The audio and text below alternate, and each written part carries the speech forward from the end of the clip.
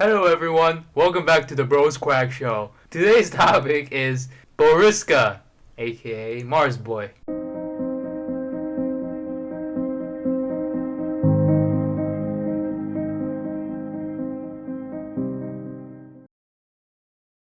Boriska was born in 1996, January 11 in Russia.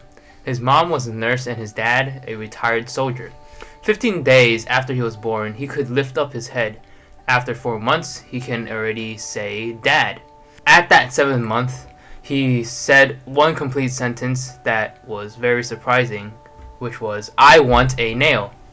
And on the wall, there was a nail, and he wanted it.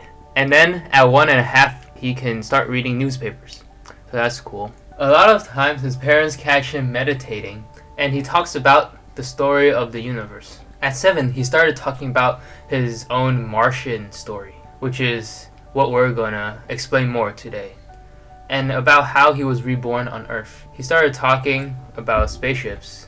The ships he talked about, there were 3 different types. One was similar to our airplanes on Earth. Another one was like a triangle. The last one looked like a teardrop. So the teardrop is really big, and it has a top compartment for storage, and the middle compartment for storing other spaceships like the triangle one. He also talked about different portals in his world. Portals that could let you go through space as well as time.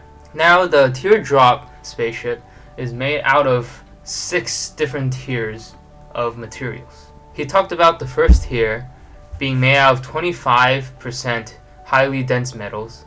The second tier is 30% rubbery material. The third tier is 30% metal again. He forgot about the 4th and 5th tier, but he remembered that the 6th tier is 4% of the spaceship's magnetic material.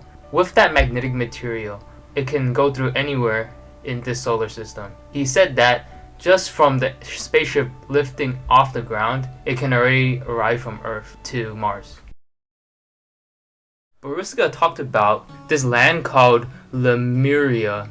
It was located south of India, where the Indian Sea should be. Lemuria and its inhabitants that lived there were very advanced, more advanced than what we see today in our scientists and experiments. But these people were actually different from humans. They were so extraordinarily tall that they reached up to 8 meters. When Boriska talked about his home planet, Mars, the Martians were 6 meters tall.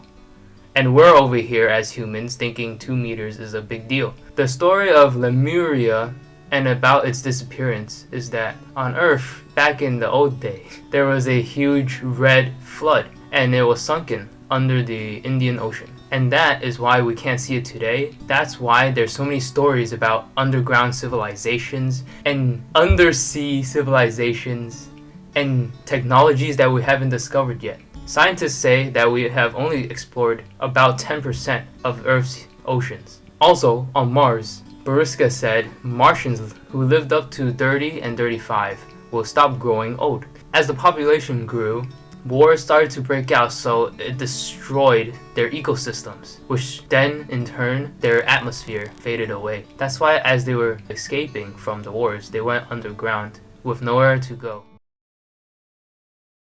This is a picture of Hetu, river map, and Luosu, Luo chart. In the interview, they asked Boriska if he has ever went to China. He replied that he hasn't gone. Afterwards, they asked if he knew any Chinese writing. He said he did not but knew I Ching. Basically, it's talking about Bagua. Bagua is something used to predict the future.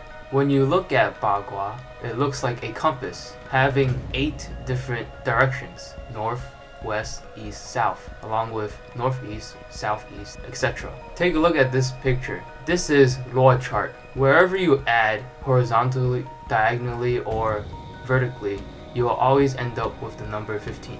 In history, Thomas Edison also realized this. After this, Mars Boy, Boriska said that we still haven't found out the true meaning of this pattern, that we are still on the tip of the iceberg.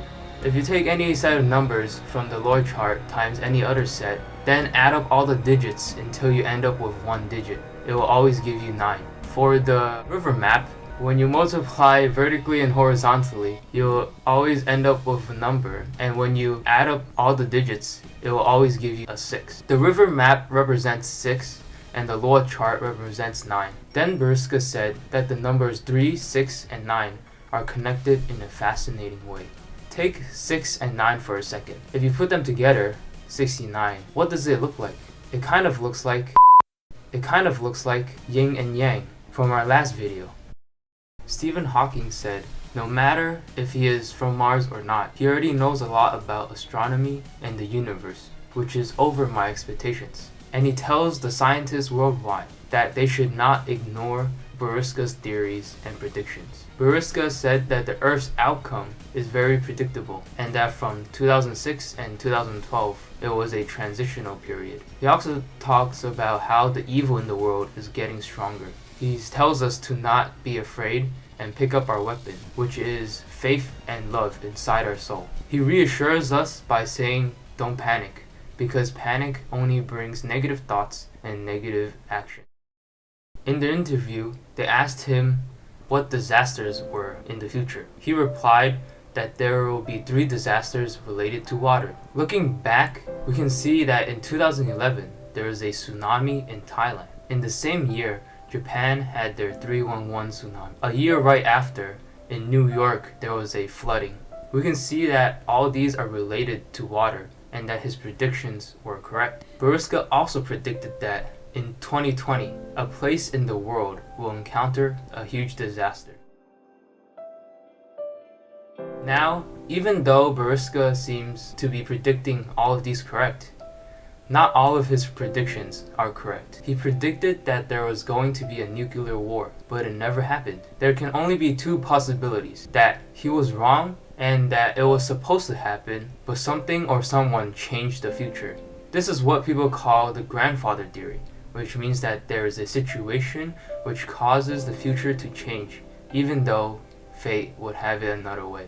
During an interview, Boriska said that behind one of the ears on the Sphinx is an entrance to unlock technology beyond our understanding. He said that inside the Sphinx, it hid everything about Mars, Earth, and humans' evolutionary history. He told people to not rush and find out, and that our society is not ready for it. People before didn't realize, but after Boriska was interviewed, people started looking closer to the Sphinx, and guess what? They found an entrance, but it was blocked. Boriska said that when the time comes, people will know the steps to open and enter the Sphinx automatically. In history, Napoleon, when he was fighting in Egypt, he stayed in a pyramid for one night. The next morning, he realized something, but he never told anyone else until he died. Boriska talks about the stories from his society, from his past life on Mars. He also talks about ancient Earth stories,